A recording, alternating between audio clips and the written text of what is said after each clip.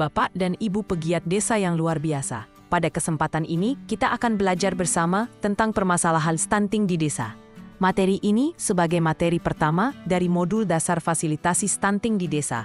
Materi belajar ini penting untuk dipelajari oleh aparat desa, kader desa, KPM, TPK, BPD, dan semua pegiat desa yang akan turut serta di dalam memfasilitasi program pencegahan stunting di desa.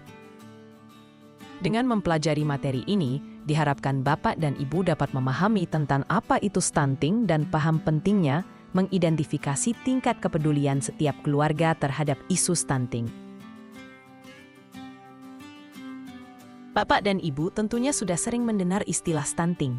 Dalam banyak kesempatan pertemuan, tentunya Bapak dan Ibu sering dijelaskan definisi stunting seperti pada layar ini. Bahwa stunting merupakan gangguan pertumbuhan dan perkembangan anak akibat kekurangan gizi kronis dan infeksi berulang, yang ditandai dengan panjang atau tinggi badannya berada di bawah standar yang ditetapkan oleh menteri yang menyelenggarakan urusan pemerintahan di bidang kesehatan. Definisi ini diambil dari Peraturan Presiden Nomor 72 Tahun 2021. Pada definisi stunting, kita temukan adanya kekurangan gizi kronis.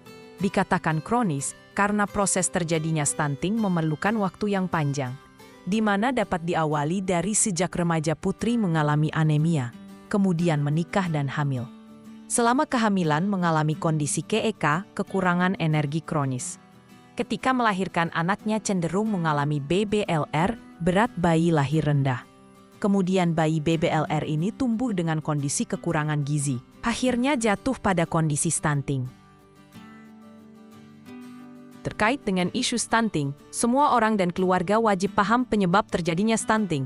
Secara garis besar penyebab stunting mencakup dua kelompok, yaitu penyebab langsung dan penyebab tidak langsung.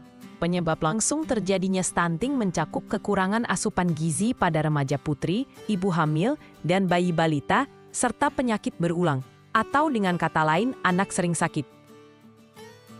Sedangkan penyebab tidak langsung dari stunting diantaranya adalah keluarga tidak paham tentang gizi. Ketidakpahaman tentang gizi membuat keluarga di dalam menyusun menunya hanya cenderung memperhatikan asal kenyang tanpa memperhatikan kelengkapan unsur gizi seperti protein dan mineral.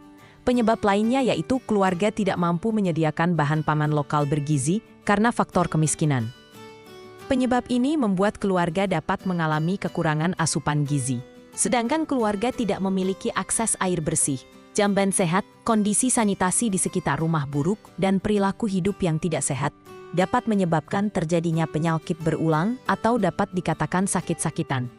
Untuk mengatasi atau mencegah stunting, maka sangatlah penting mengidentifikasi penyebab tidak langsung, sebagai masalah mendasar yang membuat keluarga beresiko mengalami kondisi di mana anaknya menjadi stunting. Sering menjadi pertanyaan banyak orang, mengapa pemerintah bersusah payah mengembangkan program pencegahan stunting? Jawabannya adalah karena dampak dari stunting sangat merugikan negara. Perlu diketahui bahwa dampak stunting pada jangka pendek menyebabkan gangguan pertumbuhan fisik, bahkan dapat dikatakan gagal tumbuh.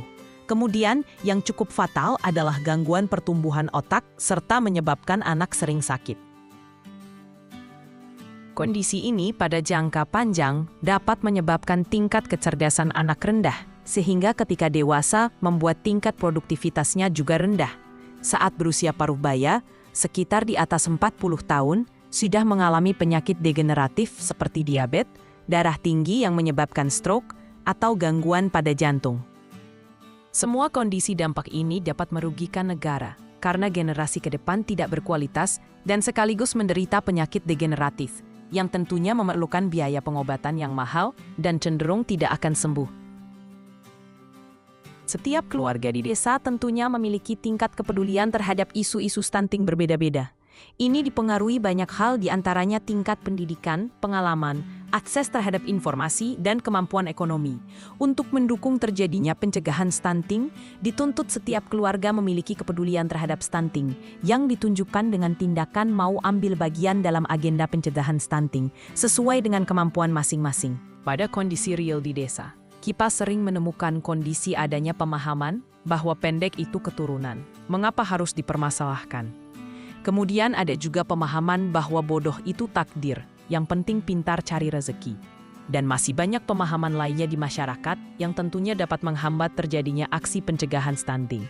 Situasi ini merupakan tantangan bagi kita sebagai penggerak di desa ketika akan memfasilitasi agenda pencegahan stunting. Kondisi-kondisi seperti ini perlu diidentifikasi secara detail agar program kerja yang dirancang dapat menyelesaikan tantangan ini. Sampai di sini kita dapat memastikan bahwa kunci keberhasilan di dalam agenda pencegahan stunting adalah keluarga, pegiat desa, dan pemerintah desa peduli dan melakukan aksi bersama. Untuk itu selanjutnya, bagaimana memulai aksi pencegahan stunting di desa? Ada beberapa langkah awal yang perlu kita lakukan yaitu 1. Memastikan setiap keluarga paham apa itu stunting, penyebab stunting, dampak stunting. 2. Mengidentifikasi penyebab stunting. Dan 3. Memastikan setiap keluarga bersedia untuk ambil bagian dalam aksi bersama mencegah stunting. Materi pembelajaran pertama tentang permasalahan stunting di desa sudah kita bahas. Jika masih kurang paham, dapat mengulang kembali materi belajarnya. Sangat dianjurkan agar antar pegiat desa dapat membahas langkah awal memfasilitasi pencegahan stunting.